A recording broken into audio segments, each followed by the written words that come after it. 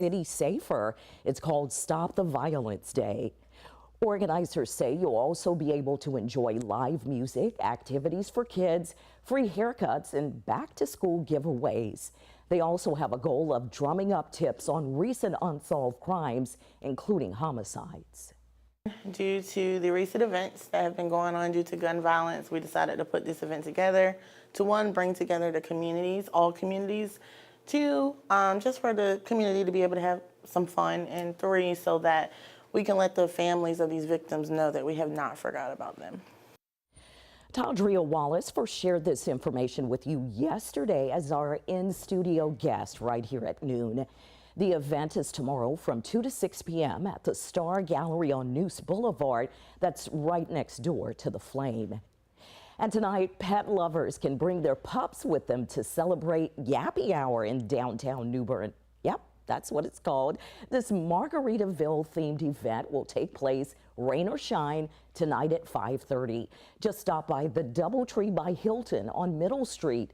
Admission is free and there will be a tiki bar set up, live music and more. You can even purchase items from a gourmet menu for both humans and dogs. And what's really special about this event is that the chef has created an entire menu just for the dogs. So they'll be able to have 3 different kinds of protein choices and some fun little veggies, as well as handmade dog biscuits and 2 kinds of craft cocktails. Organizers tell us most of the event area is covered, and they've even brought in some tents tonight in case there's a shower or two. We'll check in with Les and find out what the forecast looks like for that. Also this weekend, a musical tale of love and revenge set in the Civil War. It's coming to the North Carolina History Theater. Bushwhackers is based on the true story of Keith and Melinda Blaylock, a couple from Grandfather Mountain. When Keith joined the Confederate Army, Melinda cut off her hair and signed on with him, disguised as his brother Sam. Longtime New Bern photojournalist and Ghost Walk actor Bill Hand says it took about a year for him to research and write this musical. What they take away, especially in this story, is that there is such an incredible conflict between the North and the South in a way that, especially with a recent assassination attempt, draws down to the extreme politicization of our life in America today. You can check out Bushwhackers at Orange Auditorium on the Craven Community College campus. For ticket information, visit our website and click on this news story. A new poll suggests Kamala Harris and Donald Trump are locked in a virtual tie in the race for the White House. Harris previously said she was ready to take on Trump in a debate. Up next, who's now endorsing Harris and why she says Trump is backpedaling on that debate.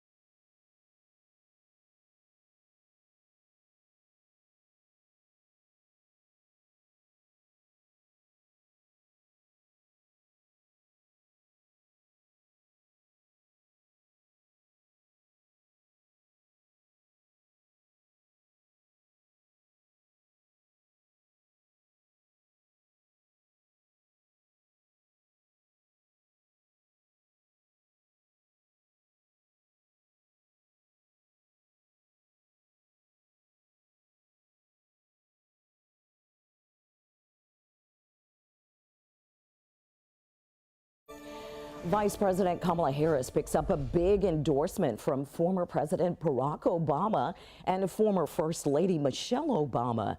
Harris has also agreed to face former President Trump on stage at the scheduled ABC debate in September. But as Christiane Cordero reports, Trump's campaign is now backtracking in light of the change in ticket. After a week full of endorsements from Democratic leadership to labor unions, Vice President Kamala Harris shared this video of a call. Hi. Hey there. From her latest notable supporters, former President Barack Obama and Michelle Obama. We called to say Michelle and I couldn't be prouder to endorse you and to do everything we can to get you through this election and into the Oval Office. With just over 100 days to go before the election, the VP has hit the campaign trail hard, speaking at 3 events in as many days, most recently in front of a major teachers union in Houston, where she attacked former President Donald Trump as an enemy of the middle class. Donald Trump and his extreme allies want to take our nation back to failed trickle-down economic policies, back to union busting, back to tax breaks for billionaires. Harris later saying she's ready to debate Trump. I think the voters deserve to see the split screen that exists in this race on a debate stage, and so I'm ready. Let's go. But after agreeing to the ABC News debate in September against President Biden, Trump is now backtracking. His campaign says it would be inappropriate to schedule things with Harris because Democrats very well could still change their minds. Trump is scheduled to meet with Israeli Prime Minister Benjamin Netanyahu today. It follows meetings Netanyahu had with Harris and, separately, Biden yesterday. Christiane Cordero, ABC News, Washington. New at noon today, North Carolina Democratic Congressman Don Davis announces his endorsement of Vice President Harris for president. Davis released this statement saying, quote, "Today I announce my endorsement and support of Vice President Kamala Harris for president. I also believe Governor Roy Cooper, an Eastern NC native, would be an excellent choice for vice president." Republican Congressman Greg Murphy responded to Harris running for president, saying, quote, "Vice President and border czar Kamala Harris has a legacy marred by being named the most liberal United States senator prior to taking office. The crisis at our southern border, historic inflation, and global instability." He goes on to say, quote, "She is one of the least popular and least accomplished vice presidents in our nation's history, and Cooper would not be able to save her." French train lines attacked just hours before the Olympic opening ceremony. Up next, why officials say it's sabotage.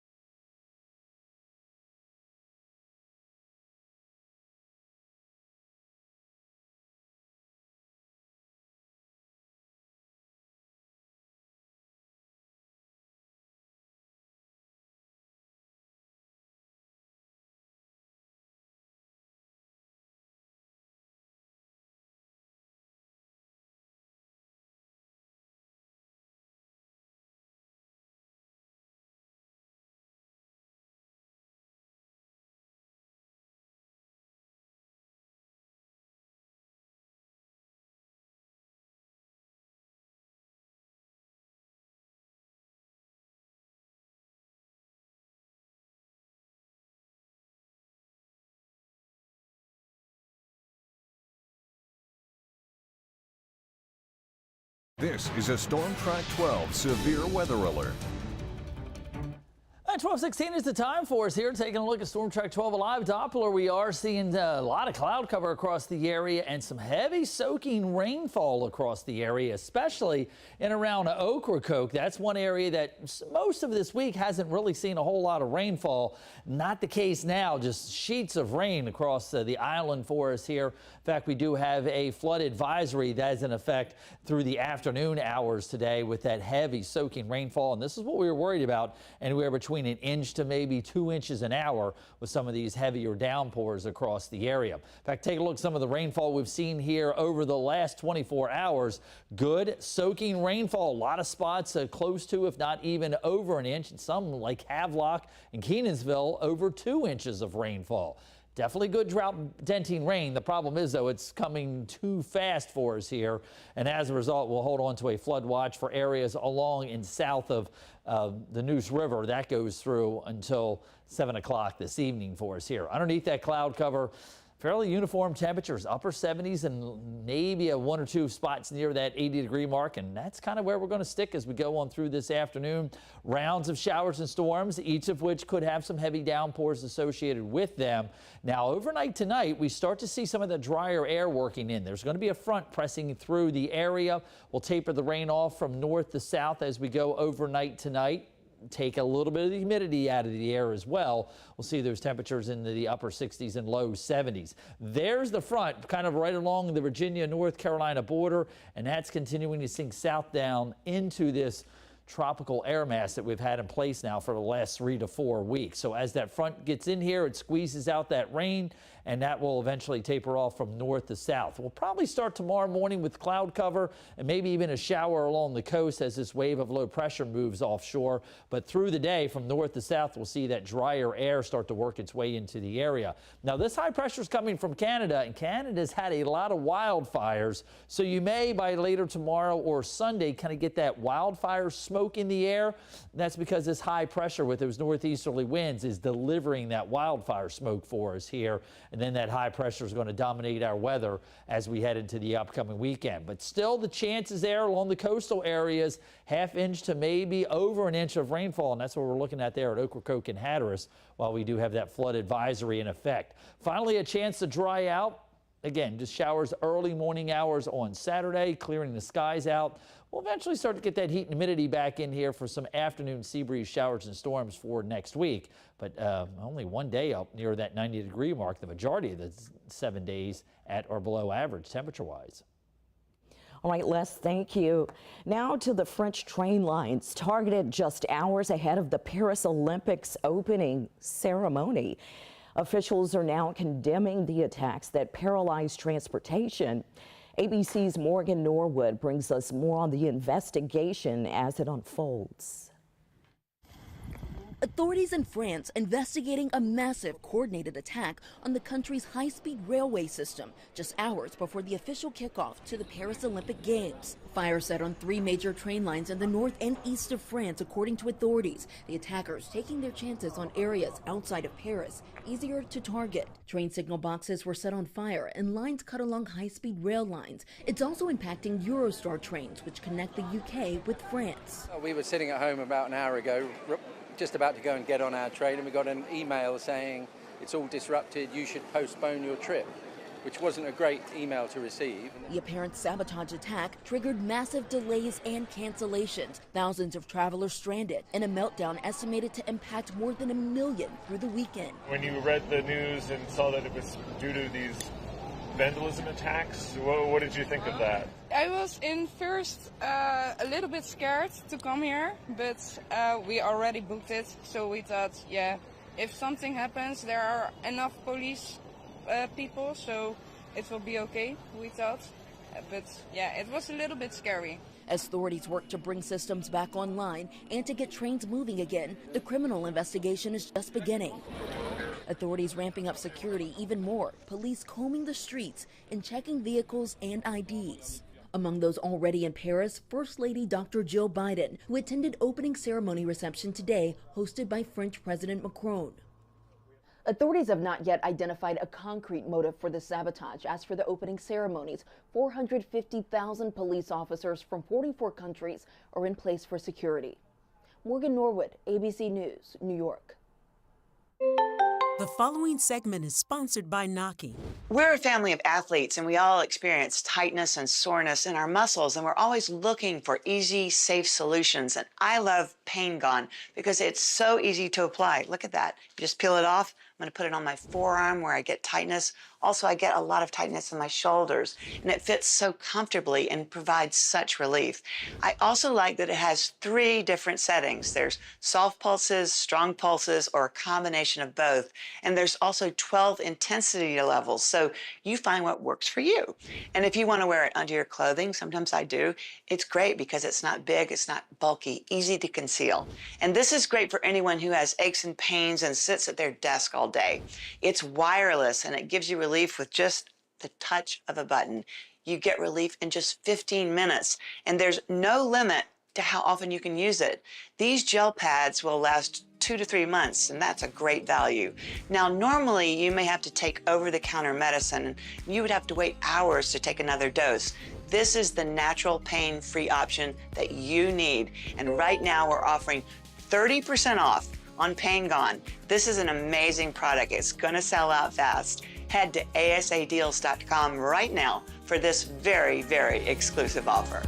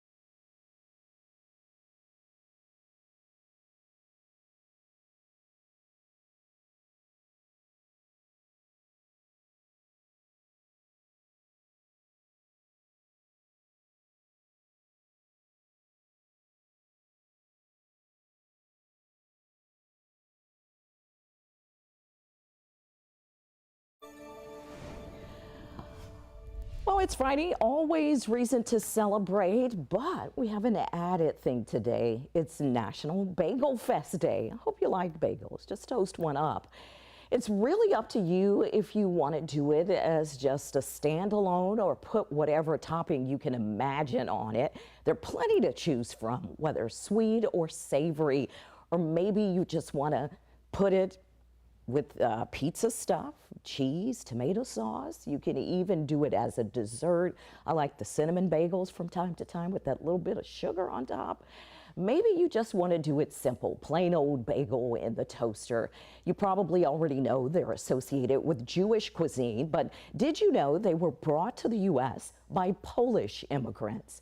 They first came to New York, whose residents will still tell you they have the best bagels in the country.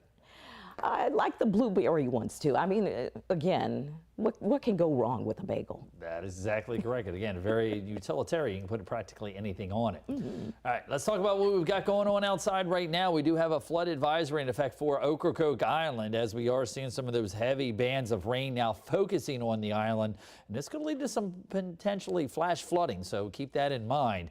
Especially on the island, doesn't really have a whole lot of place to go. Not really a whole lot of other showers or storms around other than that, but you'll see any storms that do develop could have those heavy soaking downpours associated with them before we finally see this slip off of the coast late this evening.